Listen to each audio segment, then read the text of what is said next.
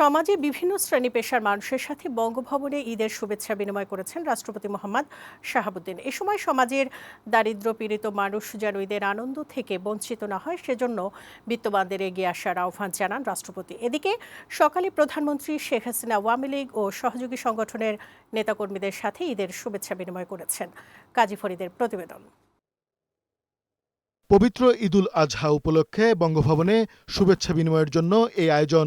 ঈদের দিন সকালে রাষ্ট্রপতি এবং তার সহধর্মিণী রেবেকা সুলতানা বঙ্গভবনের ক্রেডেনশিয়াল হলে রাজনীতিবিদ, বিচারক, সাহিত্যিক, সাংবাদিক, শিক্ষক, বুদ্ধিজীবী, কূটনীতিক এবং বেসামরিক ও সামরিক কর্মকর্তাদের সাথে শুভেচ্ছা বিনিময় করেন।